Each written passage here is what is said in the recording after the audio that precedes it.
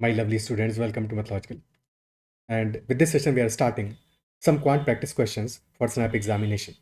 अच्छा, previous years में जितने भी क्वेश्चंस आए हुए हैं स्नैप में मेमोरी बेस्ड, उन सबका सॉल्यूशन तुम्हें डिस्क्रिप्शन में मिल जाएगा। तो डिस्क्रिप्शन में जाके एक बार प्लेलिस्ट का लिंक चेक कर लेना और वहाँ से जाके प्रीवियस ईयर के सारे क्वेश्चंस देख लेना कि कैसे क्वेश्चंस आए हैं, क्या डिफिकल्टी लेवल है, और अकॉर्डिंगली अपनी प्रैक्टिस करना। चलो स्टार्ट करते हैं सेशन को। And if you not already subscribe to the YouTube channel, make sure to subscribe to the channel as well as press the bell icon, and you can also join the Telegram channel Mathological, or you can message me on Telegram at ADITYAKT.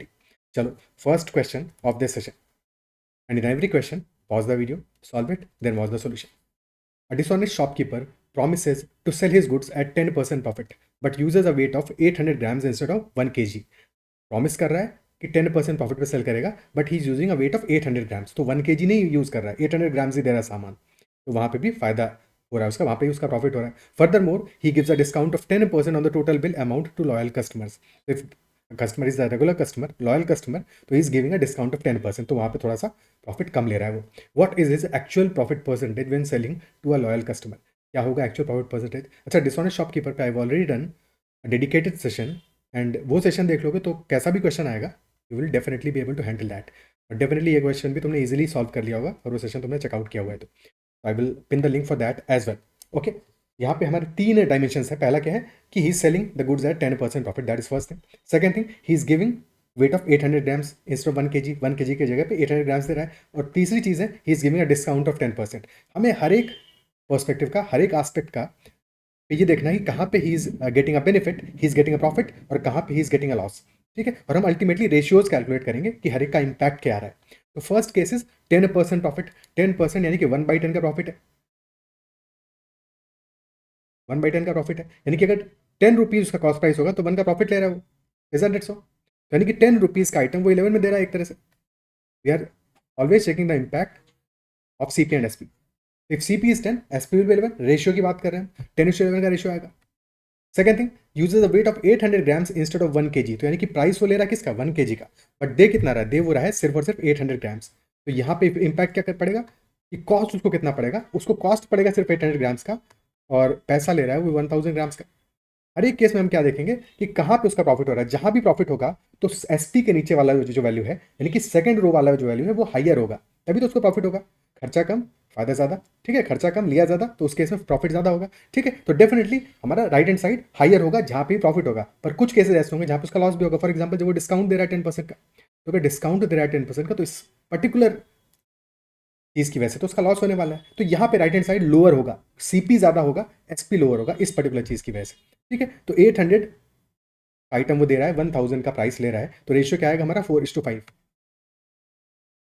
And last aspect, giving a discount of 10%। 10% यानी again 1/10, but इस बार discount है। 10 में 1 का discount होगा भाई। 10% का discount है यानी कि 1/10, बट 10 में 1 का डिस्काउंट होगा यानी कि 10 का आइटम वो 9 में दे रहा है।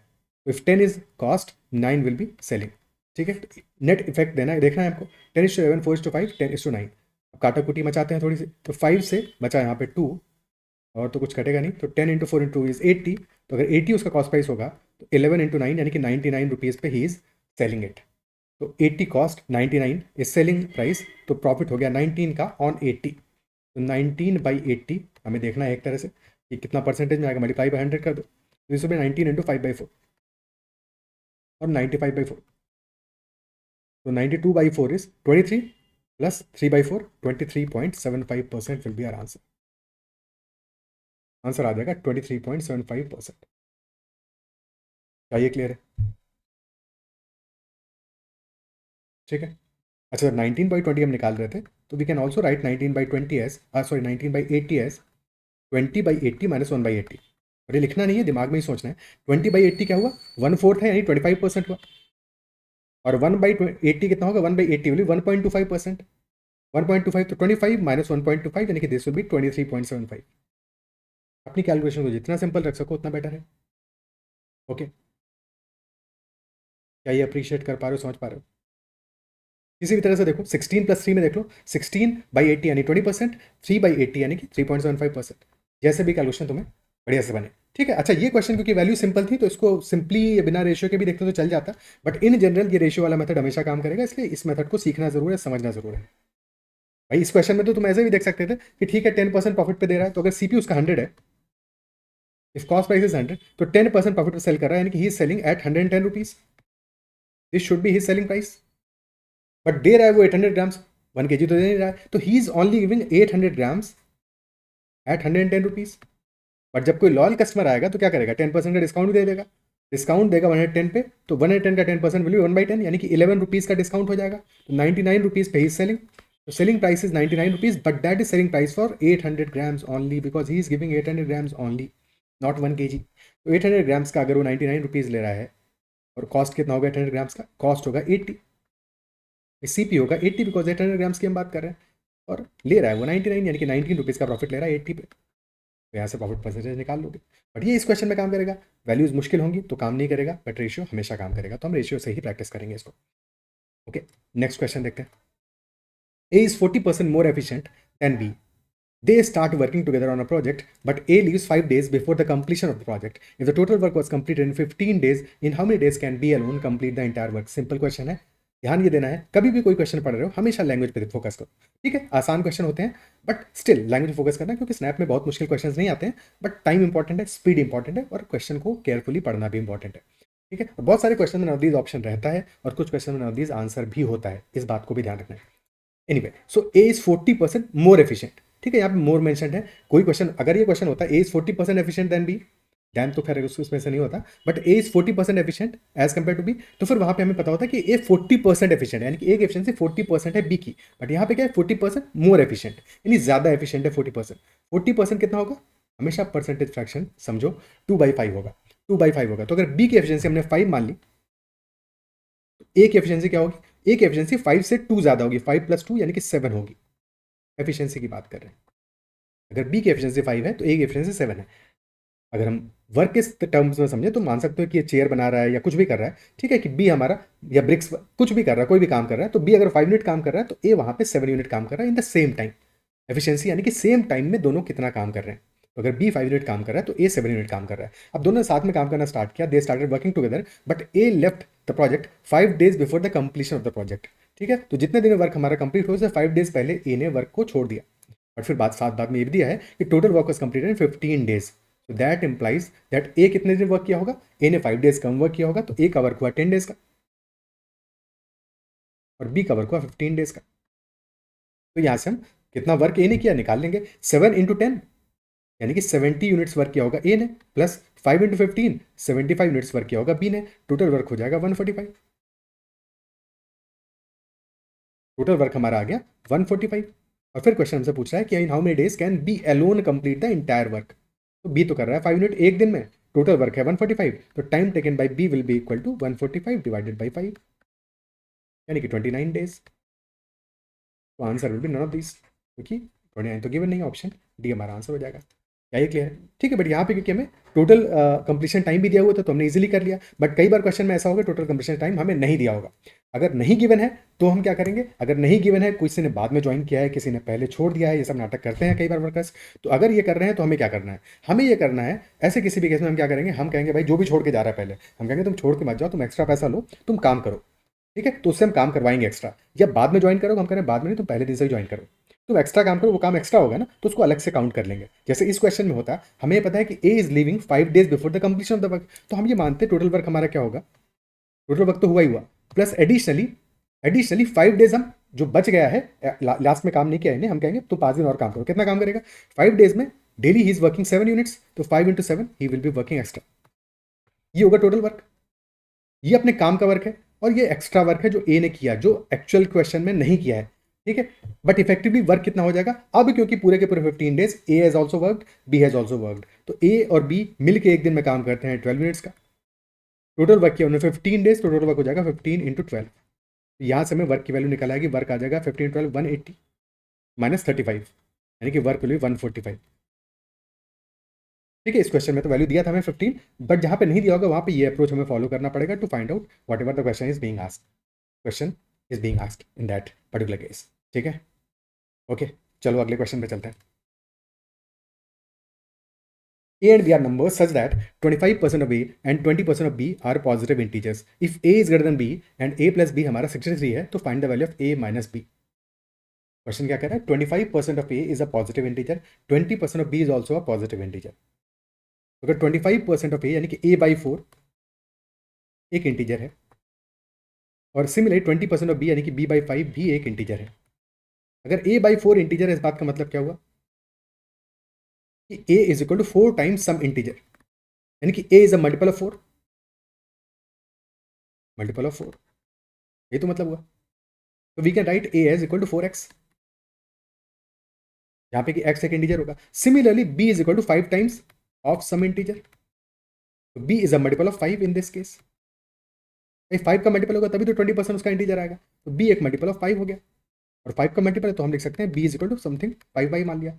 a हमारा 4x मान लिया और b को हमने 5/, मान लिया। अब दोनों का सम आ रहा है 63, sum of a plus b is coming out to be 63, या कह सकते हैं कि 4x plus 5y is equal to 63। अब हालांकि ये क्वेश्चन बड़ा सिंपल है, तो यहाँ पे एक काम ये कर सकते हो कि वैल्यूज भी बहुत मुश्किल नहीं है, कि 5y है हमारा और y भी इंटीजर है, तो y से लेना शुरू करो, मतलब कि y की वैल्यू, क्योंकि पॉजिटिव इंटीजर है y, ठीक है, सो y इज इक्वल टू 1 मान लो, तो 5y हमारा 5 हो जाएगा। बट इफ 5y इज 5, तो फिर 63 माइनस 5 वैल्यू 58, बट 58 हमारा 4 से डिविजिबल तो नहीं है, तो ये आंसर नहीं हो सकता। फिर 10 मानोगे तो ऑड आ जाएगा, भाई 10 जैसे ही माना हमने कहा 5/, लेटर से 10 होगा, ठीक है, तो 5/10 हुआ, तो 4x शुड बी 53, बट ये तो ऑड वैल्यू हो गया, बिल्कुल भी पॉसिबल नहीं है। भाई पहले वाला कम से कम 2 से डिविजिबल तो था, ये तो उससे भी नहीं है, ठीक है। 15 मान लो, तो 5/, इज 15, 5 और कम हो जाएगा, 48 हो जाएगा। भाई 5 ही तो लेस होगा, क्योंकि 5 तुम बढ़ा रहे हो, अगर 5/, को 5 से बढ़ा रहे हो, 4x 5 से लेस होगा, तो 48, यस 48 इज डिविजिबल बाई 4, और कंडीशन भी सेटिस्फाई हो रहा है because a has to be greater than b, तो हाँ बड़ी वैल्यू भी आ रही है, तो बस यही हमारा सॉल्यूशन होगा, यही सॉल्यूशन होगा। अगला सॉल्यूशन कब आएगा, नेक्स्ट सॉल्यूशन देखना है, तो या तो देख लें हम 15 के बाद नेक्स्ट 20 आएगा, 43 आएगा जो बिल्कुल नहीं हो सकता, 25 आएगा, 38 आएगा जो नहीं हो सकता बिकॉज 2 का मल्टीपल है, 4 का मल्टीपल नहीं है, 30, 33 not possible, and 35 and 28 which again is possible, but the problem क्या है, प्रॉब्लम यह है कि a has to be greater than b, जो कि यहाँ पे नहीं है, यानी कि अब कोई सॉल्यूशन मिलने वाला ही नहीं है। The only possible cases when a is 48 and b is 15, so answer will B 33।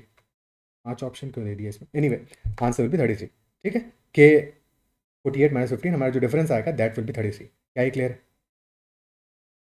ठीक है।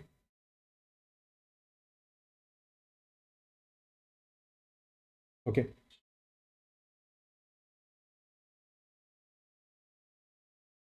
और सिंपली जैसे हमें पहला सोल्यूशन अपना मिल गया कि 4x प्लस 5y को हमने निकाल दिया इक्वल टू 63, पहला सोल्यूशन आया, 5y 15, 4x इज 48, तो नेक्स्ट सोल्यूशन कब आएगा, 4 और 5 का एलसीएम लो, एलसीएम आ रहा है 20, यानी कि नेक्स्ट सोल्यूशन हमें 20 के गैप पे मिलेगा, तो 48 से सीधे जंप मारो -20, तो दिस विल बी 28, यहाँ पे हो जाएगा +20, this will B 35। Again next solution 20 का जंप फिर से लो, तो 8 and 55, these will be our 3 solutions,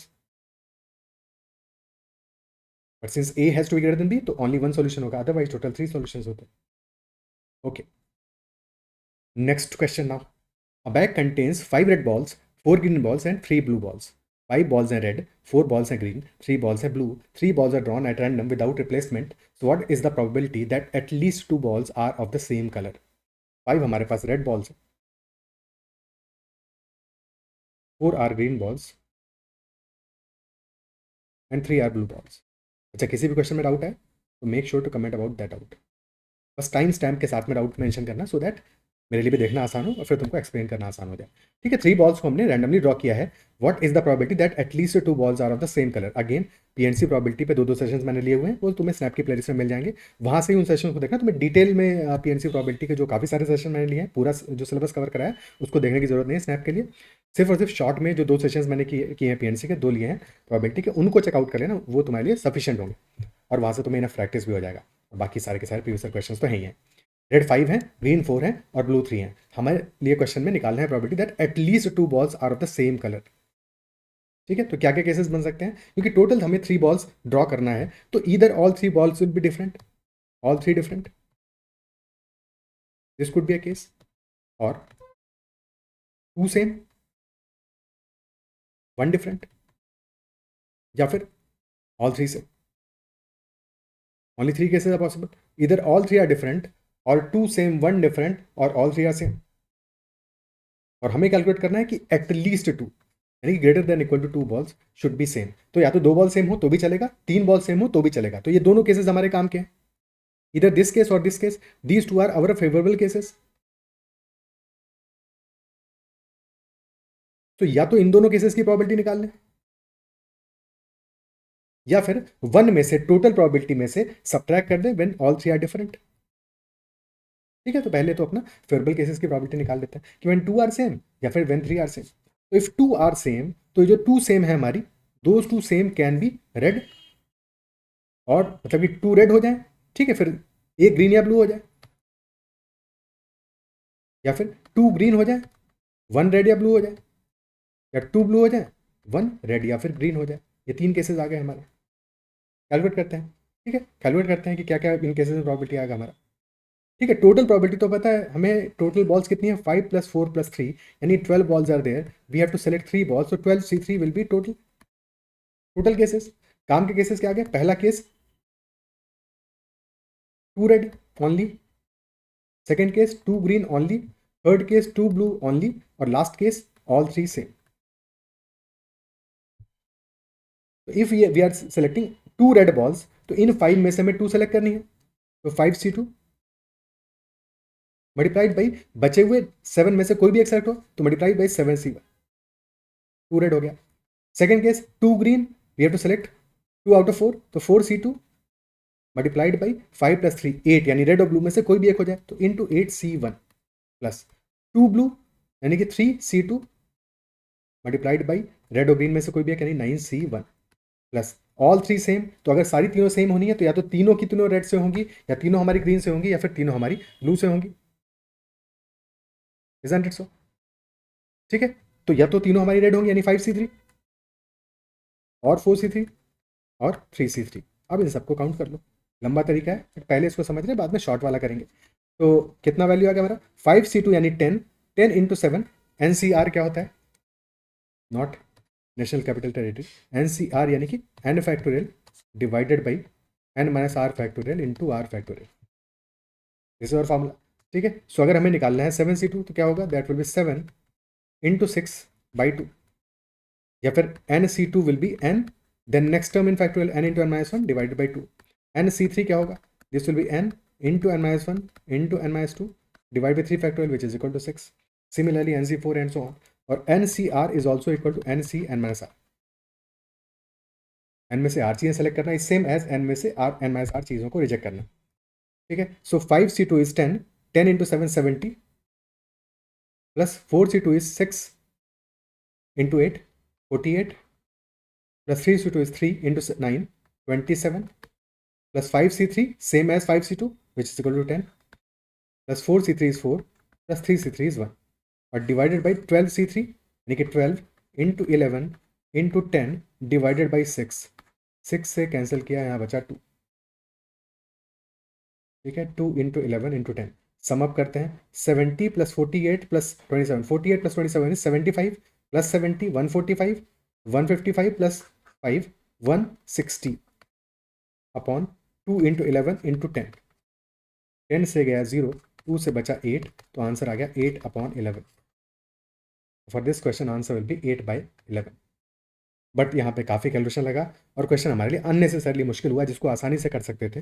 कैसे हम करते हैं आसानी से, कि हम जो केसेस हमें चाहिए उनको निकालने के बजाय जो नहीं चाहिए उसको हटा दें, तो भी जो चाहिए वो मिल जाएगा। ठीक है, तो 1 minus total probability minus cases probability when all are different,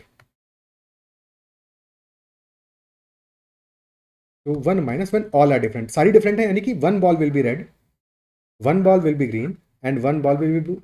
total तो वही रहेगा नीचे 12C3, रिपीटर में आ जाएगा 5C1 × 4C1 × 3C1, क्या वैल्यू आएगा, 5 × 4 × 3 डिवाइड बाई 12 × 11 × 10 डिवाइड बाई 6, 6 से बचा यहाँ पे 2, 5 × 4 20 से 20 कैंसिल आउट हो गया, 3/11 बच गया, तो 1 minus 3/11, and hence answer will B 8/11 straight away.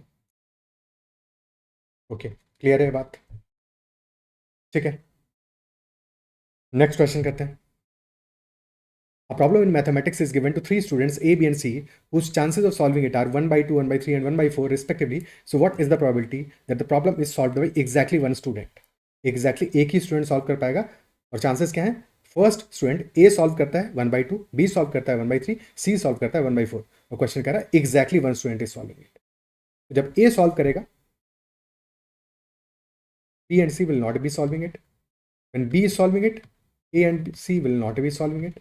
In third case when C is solving it, A and B will not be solving it. ठीक है, अगर probability of A solving the question is equal to 1/2, probability of A not solving, A dash कह देते हैं, that will be equal to 1 minus probability of A solving it, 1 minus probability of A solving it, यानी 1 minus 1/2, which will again be 1/2 coincidentally. ठीक है, ए के case में ऐसा हो रहा है, बट बी में ऐसा नहीं होगा। Probability of B solving it is 1/3, तो probability of B not solving it that will be 1 minus 1/3, यानी कि that will be 2/3, that will be 2/3। And similarly for C, probability of C solving it 1/4 है, नहीं solve करेंगे probability होगी 3/4। तीनों cases निकालते हैं, बिकॉज या तो फर्स्ट केस या फिर सेकंड केस या फिर थर्ड केस।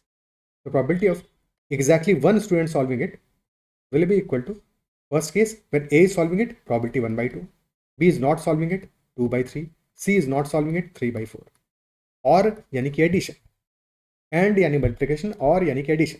ठीक है, तो ऐड कर दिया, then A not solving it 1/2, B solving it 1/3, C not solving it यानी कि 3/4, और addition A not solving it 1/2, B not solving it 2/3, and C solving it 1/4। अब कहीं पे भी काटा पीटी नहीं करनी, सबसे पहले एडअप कर दो। तो 2 × 3 यानी 6 + 3 + 2 and divided by 2 × 3 × 4 that is 24। तो 6 + 3 + 2 11/24 हमारा इस क्वेश्चन का आंसर होगा। Option D will be the answer. Okay, clear है? ठीक है, नेक्स्ट क्वेश्चन। नेक्स्ट क्वेश्चन करते हैं।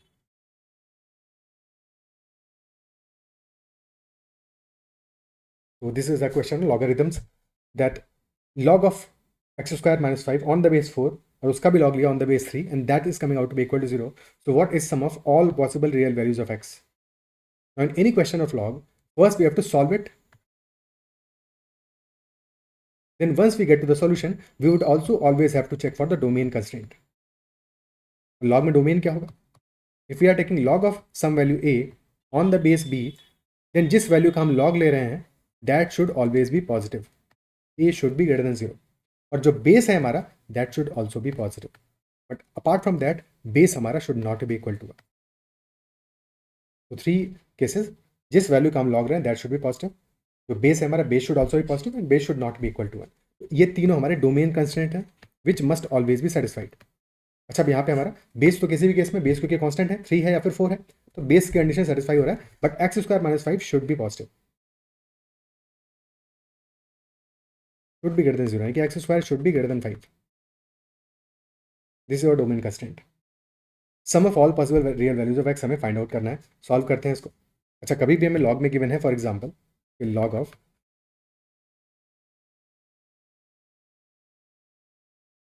log is basically inverse of exponential, तो log of b on the base a, if that is given as equal to x, तो यानी कि this implies that a to the power x is equal to b, a to the power x is equal to b। Same काम करेंगे, ठीक है, log on the base 3 and that is equal to 0, तो 3 to the power 0 will be equal to this value, log of x square minus 5 on the base 4, this is equal to 3 to the power 0, और any number to the power 0 is always equal to 1, 1 आ गया।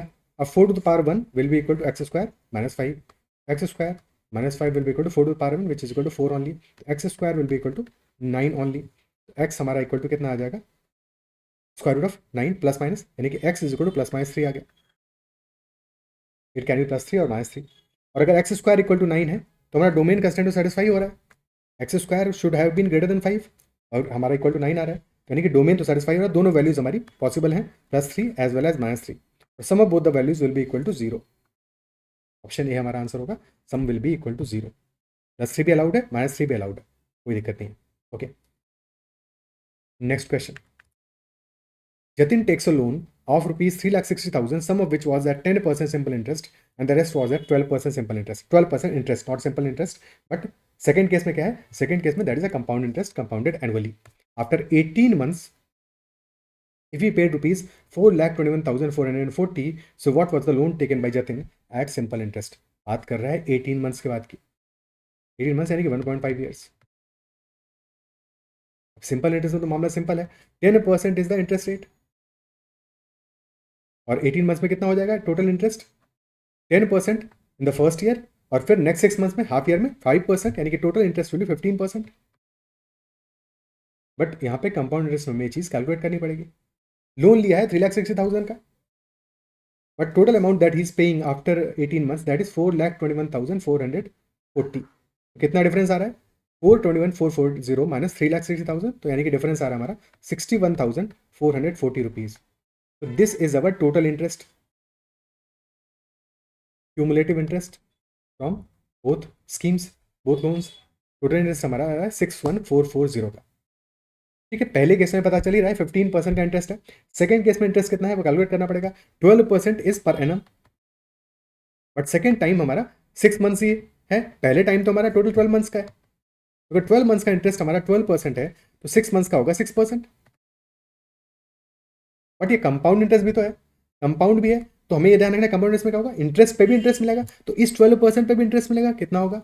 12% का 6%, तो 12% का 6% भी 12 into 6 72, यानी कि 0.72%। तो पहले हमें मिला 12% interest in the first year which will be same as simple interest. तो पहले साल का इंटरेस्ट कंपाउंड इंटरेस्ट में भी सेम एज सिंपल इंटरेस्ट होता है। सेकंड ईयर 6 मंथ्स का इंटरेस्ट है तो जस्ट हाफ होगा 6%, और फर्स्ट ईयर के इंटरेस्ट पे भी इंटरेस्ट मिलेगा, तो 12% का 6%, यानी कि दैट विल बी 0.72। टोटल हो गया हमारा 12 प्लस 6 प्लस 0.72, यानी कि 18.72%। तो जो पहला हमारा सिंपल इंटरेस्ट वाला अमाउंट है, अगर वो अमाउंट हम x मान लेते हैं, if that is equal to x, second amount हमारा क्या होगा कंपाउंड इंटरेस्ट वाला, दैट विल बी 3,60,000, यानी 3.6 लाख माइनस x, और x पे मिल रहा है 15%, यानी 15% of x plus 18.72% of the remaining, यानी कि 3.6 लैक्स माइनस x, और टोटल ये हमारा है 61,440। ये हमारी इक्वेशन बन जाएगी। क्या ये क्लियर है? ठीक है, बट ऐसे इक्वेशन बना के सॉल्व करोगे तब तो फिर एग्जाम में अपनी कैलकुलेशन कोई मुश्किल कर लोगे। तो ऐसे में सॉल्व नहीं करना है, बट ये सिंपल सी बात समझ में आनी चाहिए। 15% of that something on simple interest plus 18.72% of the remaining that is what compound interest, ये हमारा इक्वल टू टोटल इंटरेस्ट होगा, दैट इज 61,440। अब सॉल्व इसको कैसे करेंगे? जब भी कभी ऐसे केस में मेंशन हो, फॉर एग्जांपल केस हो सकता है कि पॉपुलेशन है इंक्रीज कर रहा है बाई सम परसेंटेज, या फिर हमें अमाउंट दिया है कि पॉपुलेशन इतने से इंक्रीज कर रहा है, but males are increasing by this percent, females are increasing by this percent, तो दोनों का परसेंटेज इंक्रीज जो है वो डिफरेंट है। तो ऐसे केस में हम क्या करेंगे, ऐसे ऑब्जर्व करो कि there is some amount that is x, that is increasing by 15%, another amount that is 3.6 lakh minus x, and that is increasing by 18.72%। तो जो 18.72% है, क्या ये 15% प्लस 3.72% नहीं है? यही तो है। ठीक है, तो basically we can say that पूरा अमाउंट जो हमारा है 3.6 लाख से 15% से तो पहला वाला भी इंक्रीज कर रहा है और दूसरा वाला भी इंक्रीज कर रहा है। ओनली डिफरेंस इज कि this second part is also increasing by an additional 3.72%। बस यही तो एडिशनल है। ठीक है, तो एडिशनल के बजाय बाकी बचे हुए पे पहले ही निकाल लो, यानी कि पूरे अमाउंट का 15% पहले कैलकुलेट कर लो। 15% of the total plus 3.72% of that amount which is at compound interest. क्या ये अप्रिशिएट कर पा रहे हो? क्या ये समझ पा रहे हो? ठीक है, तो बस हम वही काम करते हैं। 15% टोटल का कितना होगा? टोटल इज 3,60,000, तो 1% विल बी 20 हटा दो 3600, 15% 15 टाइम्स होगा तो 36,000 प्लस 18,000 54,000, तो 15% ऑफ टोटल इज 54,000, और टोटल इंटरेस्ट है हमारा 61,440। ठीक है, तो यानी कि कितना डिफरेंस आ रहा है? डिफरेंस आ रहा है हमारा 7440 का। तो 15% टोटल का आ गया 54,000, एडिशनल इंटरेस्ट मिल रहा है हमें 7440 का, and this is only because of this additional 3.72%। 3.72% of compound interest वाला अमाउंट, जिसको हम मान लेते हैं लेट अस से y मान लेते हैं, ये x तो इसको माना हुआ है, तो 3.72% ऑफ y दिस इज 7440, और 3.72% can be said as 3.72 by 100 into y that is equal to 7440, decimal हटाओ 2 जीरो और लगाओ, अब 372 है, यहाँ पे 7440 है, 9 का मल्टीपल है क्या? 9 का नहीं है, 3 का ही मल्टीपल है, और 12 का मल्टीपल है, 12 का है, तो 12 से कैंसिल आउट करते हैं, 12 से बचेगा यहाँ पे 31, और यहाँ पे 12 से 6 72, तो 620, 31 620, 31 से क्लियरली डिविजिबल है, 31 से काटा, बचा यहाँ पे 20, तो y आ गया 20 इंटू 10,000 यानी कि 2 lakhs. तो 2 lakhs is the amount that is given at compound interest, but question हमसे पूछा है amount given at simple interest. ये होगा हमारा रिमेनिंग अमाउंट 3,60,000 माइनस 2 lakhs. तो आंसर विल बी 1,60,000. आंसर हमारा 1,60,000 आ जाएगा. क्या ये बात अप्रिशिएट कर पा रहे हो? ठीक है, सिंपली हमने क्या किया, हमने इनिशियली देखा कि 15% amount interest will be paid for the amount that was taken at simple interest, और फिर हमारा 18.72% will be interest paid for the amount taken at compound interest. अब दोनों में 15% तो बढ़ ही रहा है, तो टोटल का 15% निकाल लिया हमने. 15% of total plus 3.72% of amount taken at compound interest that is equal to y. और टोटल इंटरेस्ट हमारा कितना है, 61440. This came out to 54,000. Subtract कर दिया यहाँ पे ले आके, तो 3.72% है, 3.72 by 100 into y came out to be 7440. बाकी कहानी तो क्लियर ही है. काटा 12 से, बचा यहाँ पे 31, ये बचा 620, 31 से काटा बचा 20, y is equal to 2 lakhs आ गया हमारा वैल्यू. आंसर आ गया ऑप्शन डी. तो टाइम तुम्हारा मिनिमल लगेगा ऐसे केस में अगर इस तरह से सॉल्व करोगे. अगर इक्वेशन बनाओगे जैसे हमने पहले देखा था यहाँ पे, अगर ये वाला इक्वेशन सॉल्व करोगे तो फिर टाइम काफ़ी ज़्यादा लग जाएगा, कैलकुलेशन ही मुश्किल हो जाएगा. ओके, तो ये तो एक अप्रोच हो गया इस क्वेश्चन को सॉल्व करने का. Second approach is the alligation approach, but उससे ये अप्रोच ज़्यादा बेटर है. एलिगेशन लगाने से ज़्यादा बेटर है कि तुम ऐसे सॉल्व कर लो उसको. अदरवाइज एलिगेशन से ऐसे सोच सकते थे कि हमारा टोटल इंटरेस्ट आ रहा है 61440, some amount is at 15%, some amount is at 18.72%, but ये जो 18.72% थोड़ा सा गंदा वैल्यू है. अगर ये और सिंपल होता तो फिर एलिगेशन से भी काम चल जाता अपना. ठीक है, कि 61440 टोटल इंटरेस्ट हमारा, और 1% कितना है यहाँ पे, 1% है 3600. यहाँ से परसेंटेज वैल्यू निकालो.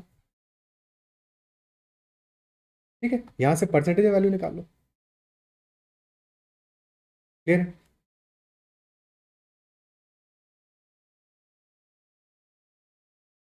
भैया यहाँ भी वही सेम काम कर सकते हो कि, बट उतना कर लोगे तो फिर उसका ज़रूरत क्या है. ठीक है, यहाँ भी वही सेम काम कर सकते थे कि पहले तुम 51% से पहले हटा दो, फिर बचा पहले वाले में 0%, दूसरे वाले में 3.72%, तो बची हुई वैल्यू निकालो. बट वैसे जैसे ज़रूरत नहीं है. अदरवाइज कैसे करते हैं वो देख लेते हैं, एक बार देख लेते हैं कि 15% हमारा फर्स्ट वैल्यू पे है, 18.72% सेकेंड वैल्यू पे है, और नेट इंटरेस्ट कितना आएगा 61440. परसेंटेज में डिवाइड बाई 3600 होता 1%, डिवाइड बाई 3600. एक जीरो से जीरो गया, और इसके बाद 12 से कैंसिल आउट हो ही रहा है, नीचे बचेगा 30. नहीं, ये 6140 था, 12 से हाँ हो रहा है, 12 5 जार. ठीक है, तो ये हमारा आ गया 512.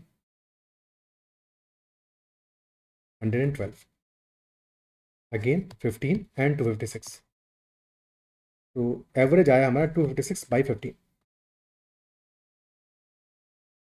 अब क्योंकि हमें एलिगेशन लेना है तो चीज़ों को इंटीजर में रखना पड़ेगा, तो मल्टीप्लाई ऑल वैल्यूज बाई 15, सबको 15 से मल्टीप्लाई कर दो. ये तो 256 ही बच जाएगा. This will B 225.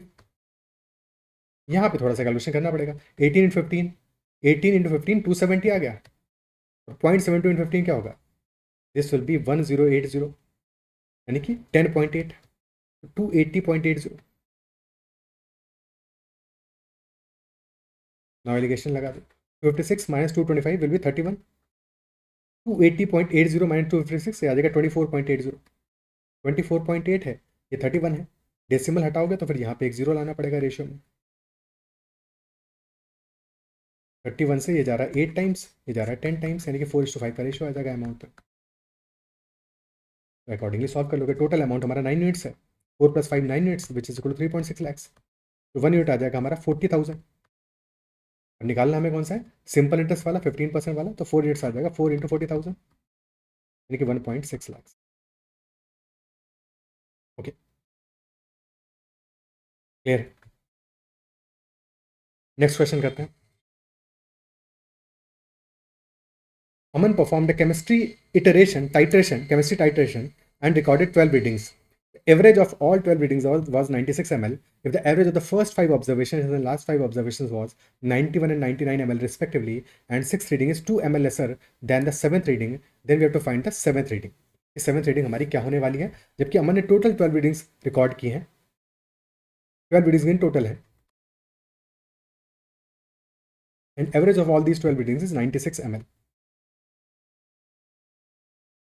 overall average of all these 12 readings. Out of these 12 readings, first 5,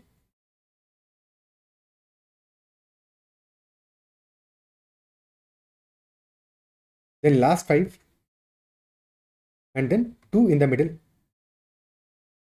There are 3 groups, first 5, last 5 और 2 in the middle. First 5 का एवरेज आ रहा है हमारा 91, लास्ट 5 का एवरेज आ रहा है 99, और जो मिडिल में 2 वैल्यूज हैं उनके लिए हमें फाइंड आउट करना पड़ेगा कितना एवरेज आ रहा है, क्यों नहीं के लिए क्वेश्चन कह रहा है। और उसमें भी क्या कह रहा है, 6th reading is 2 ml lesser than 7th reading. 6th reading is 2 ml lesser than the 7th reading. तो 6th रीडिंग को हम x मान लेते हैं, 7th reading will be x plus 2, x plus x plus 2, ये वैल्यू आ जाएगा हमारा total sum का। ओके, क्या यहाँ तक बात क्लियर है? अच्छा, एवरेज प्रॉपर्टी क्या होता है कि अगर एवरेज हमने किन्हीं वैल्यूज का लिया है, average is 96 ml in this case. अब या तो हम अगेन एक फॉर्मूला बनाए, पूरा सॉल्व करें, इक्वेशन लिखें। तो इक्वेशन लिखे क्या होगा, 91 इज एवरेज फॉर फर्स्ट 5, तो सम क्या होगा 91 into 5, sum for first group will be 91 into 5। Second group का एवरेज मान लेते हैं ए है, so sum will be 2 into A. Third group का एवरेज 99 है, sum will be 99 into 5, and this is equal to total 12 readings हैं जिनका average है 96, तो 12 इंटू 96। अब जब इनको मल्टीप्लाई करना ही करना है तो यहाँ पे ध्यान दो, 99 और 91 को ऐड करके 5 से मल्टीप्लाई कर दो। 99 plus 91 will be 190 into 5, 950, 950 plus 2a, और ये हमारा इक्वल टू आ रहा है 12 इंटू 96, 10 इंटू 96 आ गया 960, प्लस 2 इंटू 96 192, तो 2a हमारा इक्वल टू आ गया 960 माइनस 950 यानी कि 10 प्लस 192 यानी कि 202, 2a इज इक्वल टू 202। और 2a हमारा क्या है, x प्लस 2 है, x पहली वैल्यू, x प्लस 2 दूसरी वैल्यू, टोटल आ गया 202। तो यहाँ से हमारा 2x is equal to 200, x equal to 100 आ गया। और क्वेश्चन पूछ रहा है हमसे find the 7th reading. 7th reading हमारा x प्लस 2, x अगर 100 है, x प्लस 2 विल बी 102, तो ऑप्शन सी हमारा will be clearly the answer. Answer हमारा आ जाएगा ऑप्शन सी 102 ml। क्या ये क्लियर है? बट इससे शॉर्टर मेथड देखते हैं, जहाँ पे कि देखो यहाँ पे क्वेश्चन सॉल्व हो गया, बट अगर कैलकुलेशन थोड़ी सी मुश्किल होती है, 91 और 99 के बजाय कुछ और वैल्यूज होती और टिपिकल होती, या ये 5 के बजाय कुछ और वैल्यू होता है, तो कैलकुलेशन हमारे लिए मुश्किल हो जाता है। यही सेम इक्वेशन और साथ में जो एवरेज का फंडा है वो अच्छे से समझ लोगे तो डेविएशन वगैरह के बेसिस पे इस क्वेश्चन को बहुत ईजी सॉल्व कर सकते हो। ठीक है, तो उसको समझने की कोशिश करते हैं। There are 12 readings in total, average is 96 for first 5, F5 in short, average is 91. For last 5, L5 in short, average is 99, and then there are 2 readings in the middle. Okay, जिनके बारे में हमें एवरेज समहाउ फाइंड आउट करना है। अब यहाँ पे हम बात करेंगे डेविएशन की। ठीक है, डेविएशन क्या है कि एवरेज हमारा 96 है, तो अगर average is 96 and for first 5 average is 91, तो डेविएशन कितना है 91, 95 से 5 सब्ट्रैक्ट करके मिलेगा, यानी कि डेविएशन 5 का है, 5 लेसर है, 91 हमारा 5 लेसर है, तो हम डेविएशन की बात कर रहे हैं, डेल्टा एवरेज या डेविएशन की बात कर रहे हैं। नेट डेविएशन कितना है, डेविएशन आ रहा है 5 का, यानी कि -5। ठीक है, एवरेज में जो डेविएशन आ रहा है, ये एवरेज की हम बात कर रहे हैं, average is 5 less. Similarly last 5 के लिए एवरेज कितना है, 3 ज़्यादा है, बट ये एवरेज में डिफरेंस है।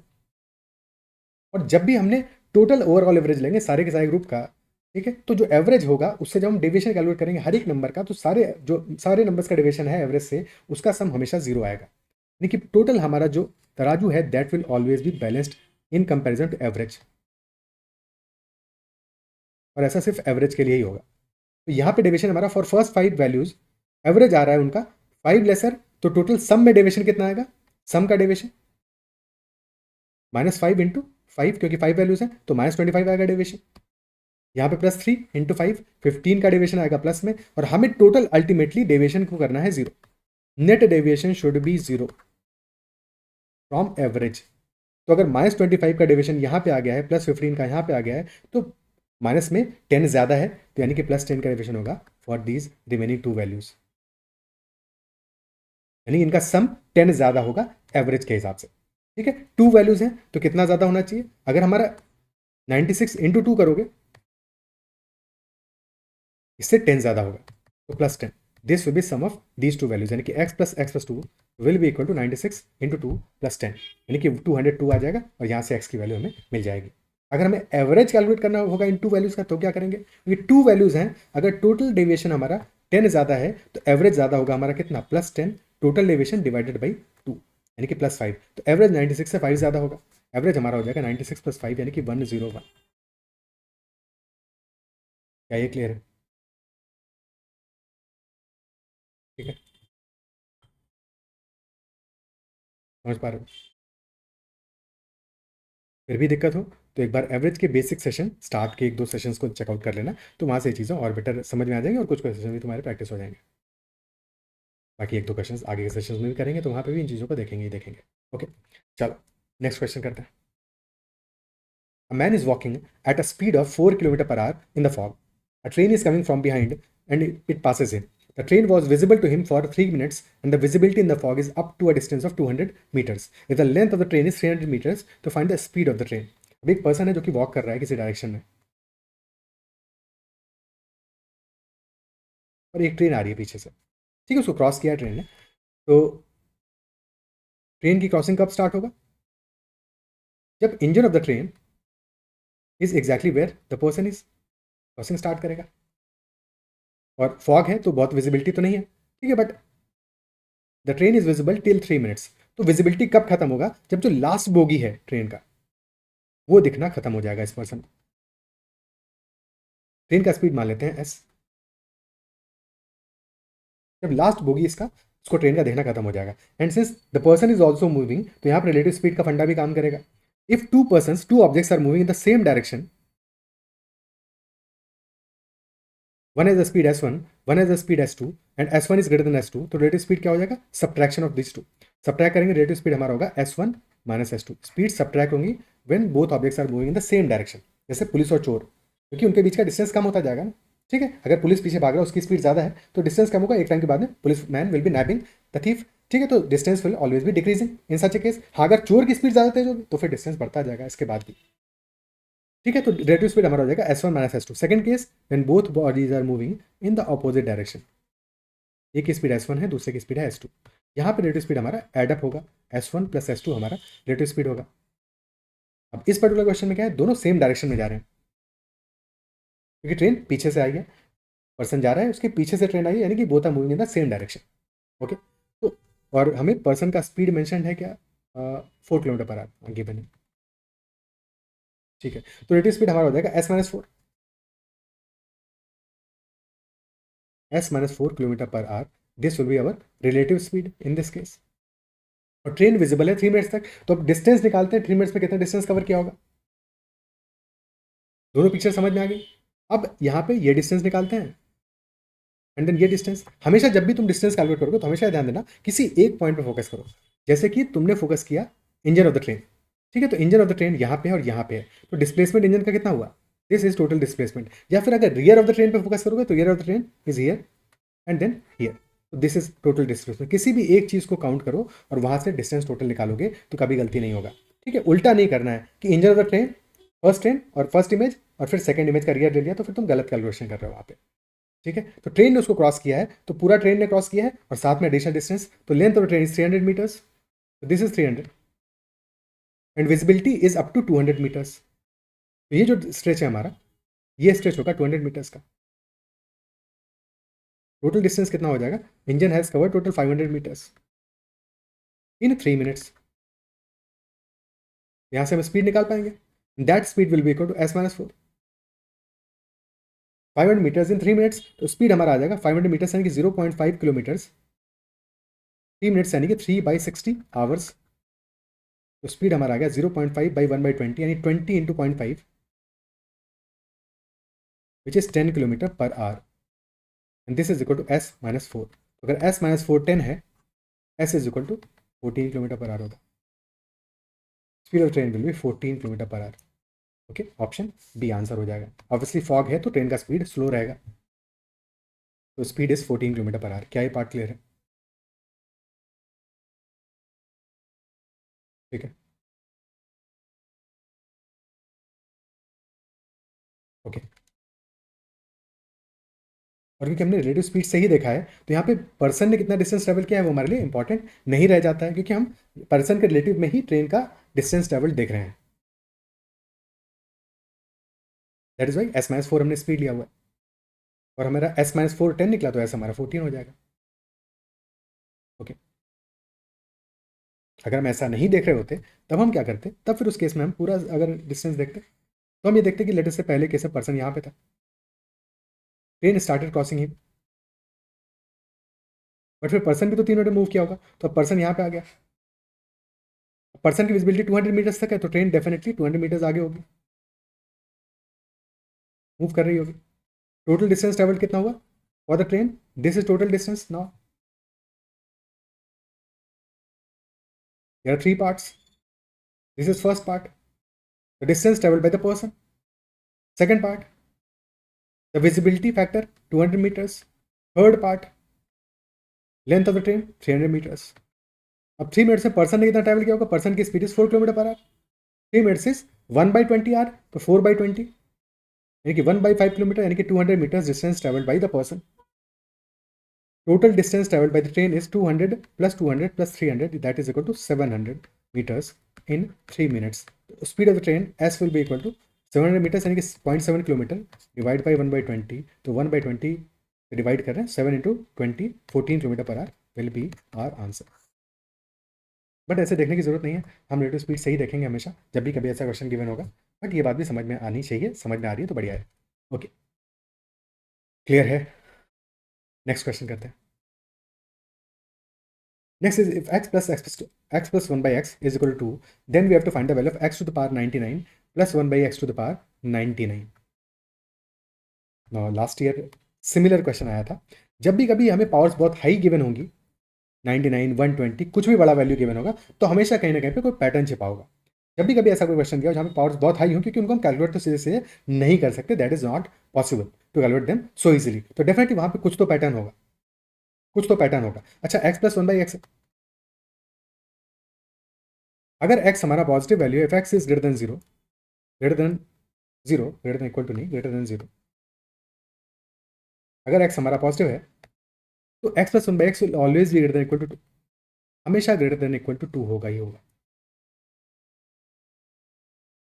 और अगर ये greater than equal to 2 value आ रहा है, तो दिस इक्वालिटी जो होल्ड करता है x plus 1 by x equal to 2, this is when x is equal to 1, और x 1 है तो 1 बाई एक्स भी तो 1 ही होगा, x and x are equal, तो x प्लस 1 बाई एक्स अगर 2 है तो x is equal to clearly 1, तो यहाँ पे हमारा x इक्वल टू 1 आ रहा है।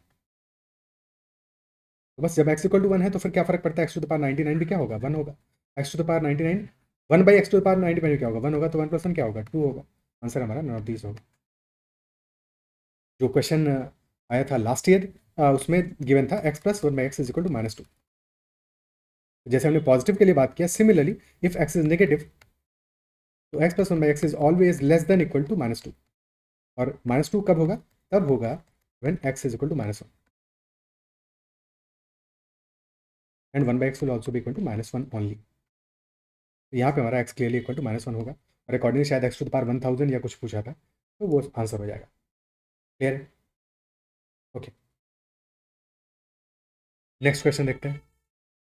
अच्छा, बाकी कुछ वैल्यूज होती, तो अगर हमें x plus 1 by x equal to latest से दिया है t, t दिया हुआ, तो क्या करेंगे, अगर हमें पूछा हो x square plus 1 by x square, square कर दो इसको, ठीक है, बट इन जनरल अगर ये लेटेस्ट से इक्वल टू p दिया हुआ है हमें कि x plus 1 by x is equal to p, तो x square plus 1 by x square is p square -2, क्योंकि जैसे ही तुम स्क्वायर करोगे तो आ जाएगा x square plus 1 by x square plus 2 into x into 1 by x, जो कि अल्टीमेटली 2 ही हो जाएगा, और राइट हैंड साइड में आ जाएगा p स्क्वायर, तो that is y p square -2। Similarly x cube plus 1 by x cube, this will be equal to p cube -3p, तो ये चीज़ें याद रखनी है, इनके बेसिस पे ही क्वेश्चंस कभी कभी आते हैं। Okay, next question, next one is in a triangle ABC, right angled at B, a perpendicular BD is drawn from vertex B to the hypotenuse AC. If AD is equal to 16, CD is equal to 9, तो हमें find out करना है perimeter of triangle ABC। ABC triangle का perimeter क्या होगा, triangle हमारा right angled है B पे,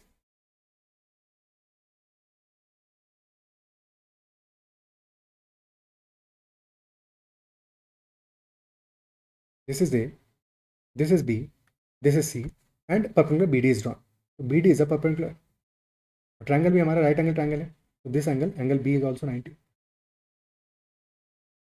this is D, and AD is equal to 16, CD is equal to 9, and question is asking about perimeter of triangle ABC.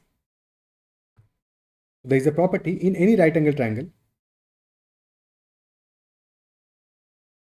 If we are drawing a hypotenuse, if we are drawing a perpendicular from the opposite vertex to the hypotenuse, the property is that if this is BD, so BD square, this is equal to AD into CD.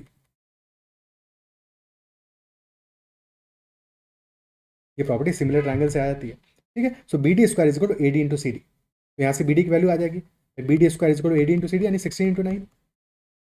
B D कितना आ जाएगा, square root of 16 into 9 यानी कि 4 into 3 12 centimetre. But question में B D तो पूछा नहीं है, क्वेश्चन ने पूछा है ए बी सी ट्रायंगल का पेरीमीटर. अच्छा ए सी तो मिल रहा है हमको सीधे सीधे, ए सी है 16 प्लस 9 यानी 25. अब इसके अंदर सिमिलैरिटी लगा दो, ठीक है. बी डी मिल गया 12, सिमिलैरिटी खैर लगाने की जरूरत ही नहीं है. Triangle A D B focus करो, ट्रायंगल ए डी बी, भाई this is right angle, one side is 12, other side is 16. कुछ चमक रहा है,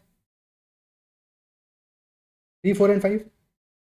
If in a right angle triangle one side is 3 units, other side is 4 units, तो third side will be 5 units. 3 4 और 5 वाला Pythagorean triplet, तो 3x 4x यानी कि अगला होगा 5x, hypotenuse will be 5x, ठीक है. तो definitely this is 12, this is 16, 3 और 4 का रेशियो आ रहा है, this is 3 units, this is 4 units, भाई 3 into 4, definitely this will B 5 units यानी कि 5 इंटू 4 20 आ जाएगा ए बी. सिमिलरली यहाँ पे देखो B D is 12, D C is 9, तो 3 into 3 9, 3 into 4 12, so this will be 3 into 5 यानी 15. This is 15, this is 20, this is 25. So perimeter will be 15 plus 20 plus 25 यानी कि 20 plus 25 plus 15 60 सेंटीमीटर. आंसर आ जाएगा 60 centimetre in this case. क्या ही clear? Okay,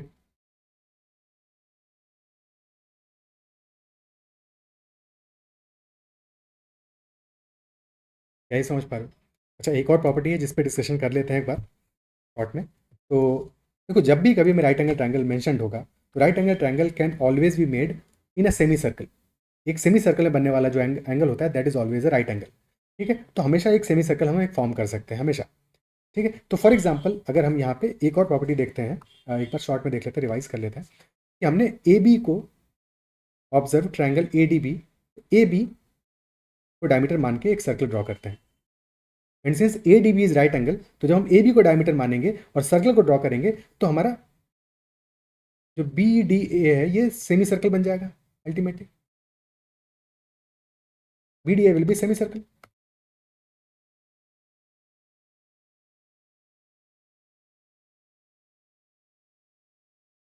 ठीक है. And for this semi circle A D C, A D C एक secant है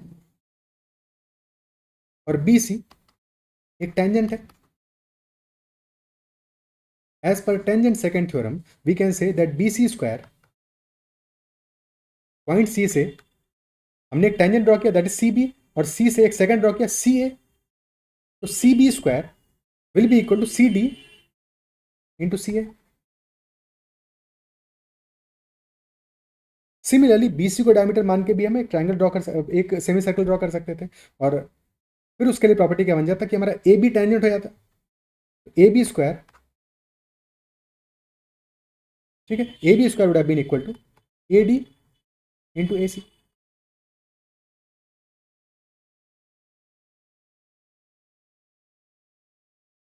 ठीक है, नहीं भी समझ में आ रहा तो कोई दिक्कत नहीं, सिमिलैरिटी से भी ये सब चीज़ें हो जाएंगी. बट ये प्रॉपर्टी जरूर याद रखना है कि B D square is equal to A D into C D, और ये भी समझ में आ जाए तो बढ़िया है. अगर समझ में आ रही हो तो कमेंट में मेंशन करना कि हाँ ये बात समझ में आई, ठीक है. इसलिए तुमको एक कंस्ट्रक्शन करके भी समझा दिया. चलो आगे बढ़ते हैं. अदरवाइज सिमिलैरिटी से भी ये चीज़ें प्रूव हो जाती हैं, बट हमें प्रूव थोड़ी करना है, हमें यूज़ करना है. नेक्स्ट क्वेश्चन देखते हैं, last question of this session. Three circles of equal radius r centimeter are placed such that each circle touches the other two. A string is tied tightly around these three circles. So what is the length of that string? तीन circles हैं जो एक दूसरे को touch कर रहे हैं, तीनों सर्कल्स इक्वल रेडियस के हैं, radius is r centimetre. So a string is tied tightly around these three circles. So what is the length of that string?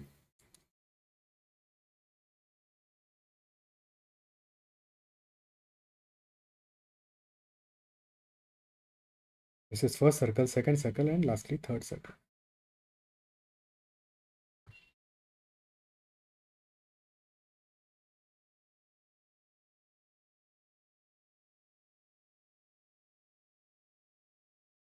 We need to find out length of the string. String ये touch कर रहा है यहाँ पे इन points पे.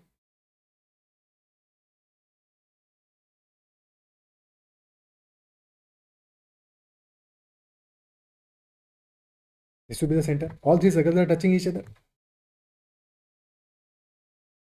So can you find out the length between two centers, two circles, center of the two circles? All three have equal radius. So this length between centers will be, this will be r. Similarly, this will also be r. So total length will be 2r. Similarly, यहाँ पे भी this will be 2r. This will also be 2r. ये हमारा एक equilateral triangle form हो जाएगा. Equilateral triangle between the centers. Isn't it so? Clear है?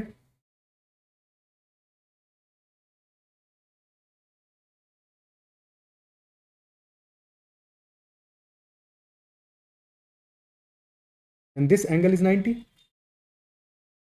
This will also be 2r. This will also be 2r here, and this will also be 2r. अभी बचा हुआ portion find out करना है हमें, which is curved portion around circle. ये कितना होगा? If this angle is 90, this will also be 90. Rectangle form हो रहा है तो clearly. So this angle is 90 here, this angle is also 90 here, और अंदर तो हमारा इक्विलेटरल ट्रायंगल है तो this angle will be 60. और ये 90 है, ये 90 है, ये 60 है, तो 180 plus 60 240 हो गया. So this remaining angle will be 120 degree. 120 degree हो जाएगा. Similarly this will be 120 degree. Similarly this will be 120 degree.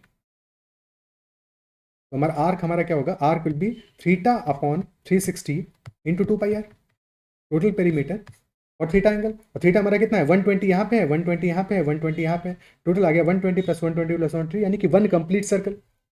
तो 360 बाई 60 यानी कि 1 into 2 pi are. Total length हमारा आ जाएगा 2r plus 2r plus 2r plus complete circle का perimeter यानी कि 2 pi R. That will 6r plus 2 pi R. This will be our answer. Option B will be the answer. 6r plus 2 pi r.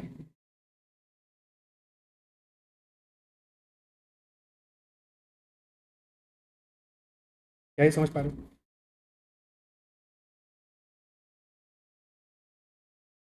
ठीक है.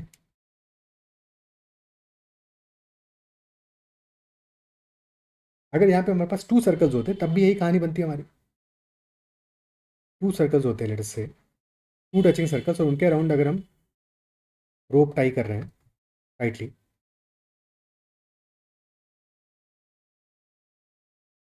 Distance between the centres will be 2r only. This will B 2r, this will also be 2r. ये बचा हुआ जो portion है curve वाला, इस case में ये सेमी सर्कल हो जाएगा, और यहाँ भी ये सेमी सर्कल हो जाएगा. अल्टीमेटली कर्व्ड पोर्शन इस केस में भी 2 पाई आर ही होगा. 2r plus 2r plus 2 pi are. अगर 4 टचिंग सर्कल्स होंगे आपस में तो वहां भी क्या होगा? वहां पे भी अल्टीमेटली हमारा curved portion will always be remaining 2 pi r only.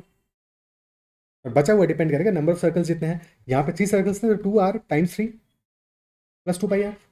यहाँ 2 सर्कल्स हैं तो 2r times 2 plus 2 pi are. तो अगर n सर्कल्स हैं which are touching each other तो हमारा total length of the string tied will be n into 2r plus curved portion will be 2 pi r only. क्या ये clear है? ठीक है. तो क्या ये पैटर्न समझ पा रहे हो?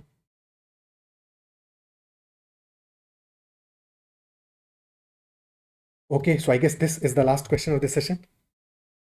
इस सेशन में इतना ही रखते हैं, और आई बिलीव जो भी हमने डिस्कस किया वो सारी बातें समझ में आएंगी. फिर भी किसी क्वेश्चन में कहीं भी डाउट रहता है तो make sure to comment about that doubt. And if you want dedicated session for some particular topic तो भी कमेंट में मेंशन करना, and I will try to make a session on that particular topic as well. I believe कि जो भी हमने discuss किया वो सबको समझ में आएगा. And if you like this session then make sure hit the like button as well. And if you like the content then make sure to subscribe to the channel as well as press the bell icon. You can also join the Telegram or WhatsApp channel Mathological, or both of them, and always feel free to message me on Telegram at ADITYAKT. That is all for this session. Bye bye, take care, keep learning, and that's all.